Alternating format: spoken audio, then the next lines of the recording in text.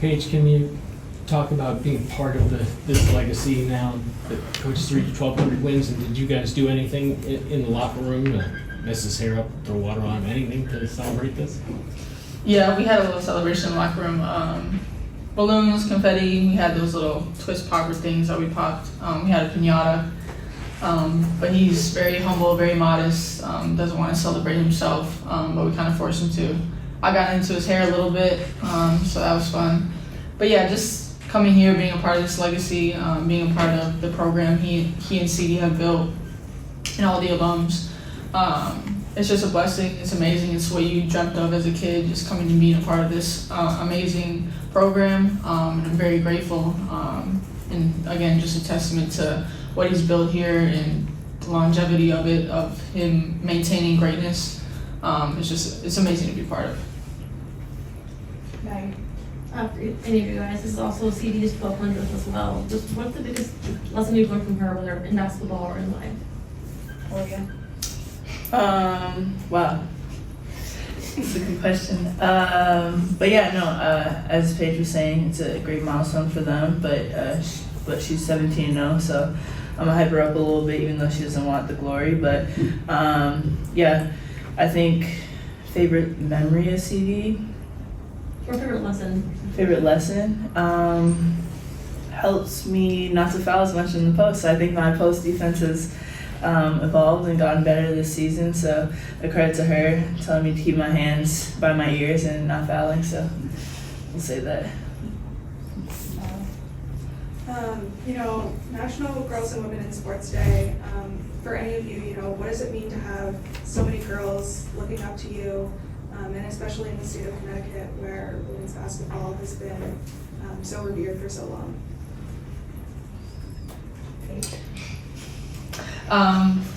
It's a blessing. I give all glory to God to be able to be in this position, to have this platform that I have, to have the following, the social media following. And I just want to do great things with it. I've been so blessed to live the life that I have, and I want to give with what I've been given, and to be an inspiration for younger girls. It's a huge reason why you play, and especially for me.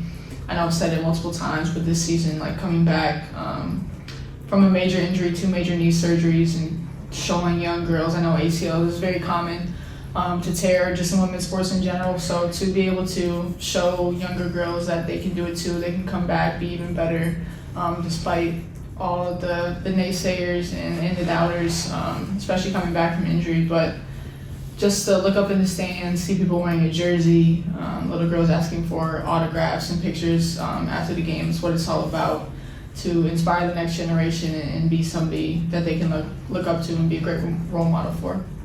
Leah, do you have anything to add? No. Okay. Emily. Ashlynn, for you, growing up watching this program, what is it like for you as a freshman to kind of now be a part of its history in a very real way? I mean, it's still so surreal to me. Like, every time I still step onto the court, it's just so cool that I get to wear UConn across my chest and get to play alongside players like Paige and Aaliyah, because they're generational players. You don't come by them very often, so it's just super cool to be a part of this. Paige, you see Ashlynn every day, games, practice. How would you describe her as a player? Very smart, very efficient in the way that she moves on offense, on defense. A very willing learner. I think that's the best trait about Ash. She comes to practice, listens to the older guys, to the coaches, can take coaching, can take constructive criticism, can take tough coaching sometimes from coach. And she comes every day and works her butt off. And she's just very receptive. I know a lot of us, being a freshman, you have a lot to learn, and she's willing to be able to hear that and embrace that. But she just works hard on offense, on defense, on anything in school. She doesn't miss a class, so it's just who she is. It's her work ethic. It's just her character that she has. But I mean, she's grown in so many different ways. But I would say the thing that sticks out most is her work ethic. Paige, early on, it seemed like you were struggling to get going offensively. And in the second half, you came out in the very first play, it looked like you kind of hurt your wrist. So one, how's your wrist? And two, you seem to find your groove in the second half, hitting back shots, finding a rhythm and often getting your teammates involved. What changed for you in the second half? Well, yeah, I'm good, first of all, but for me, just staying aggressive, trusting my work.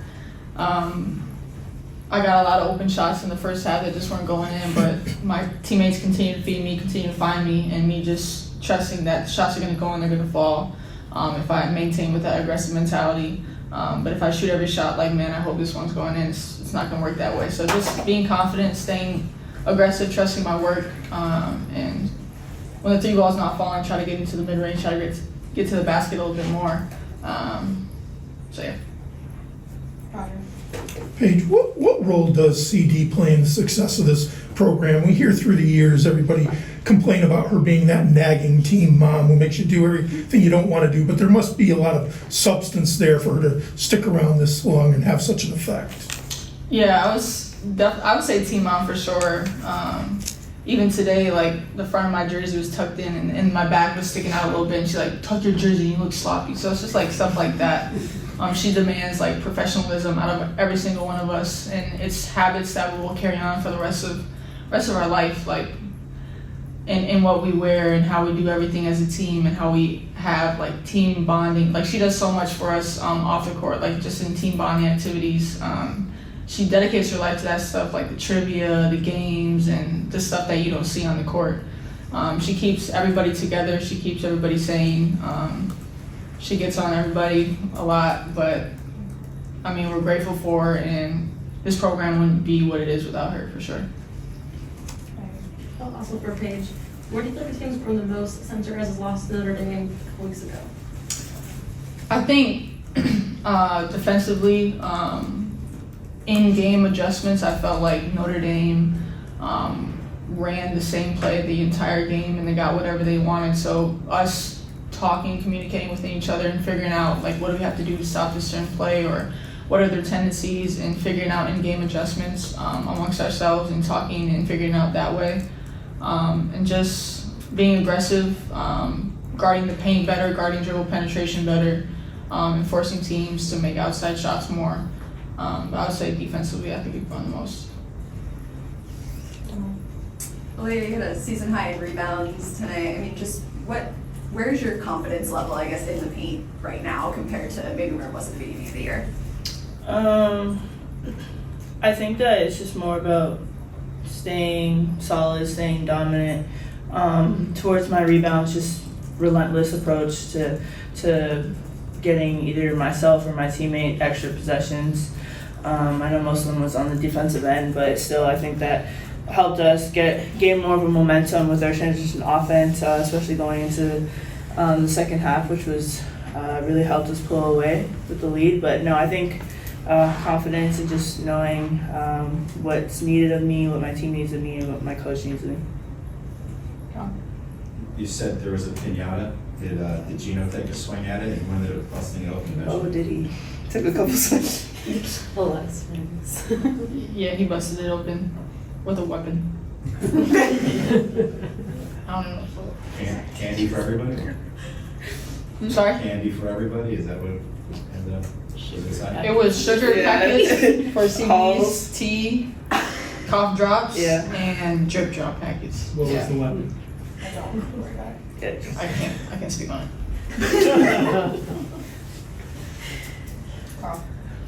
Ashlynn, you played 24 games, and that's kind of like a high school season. I asked KK this the other day.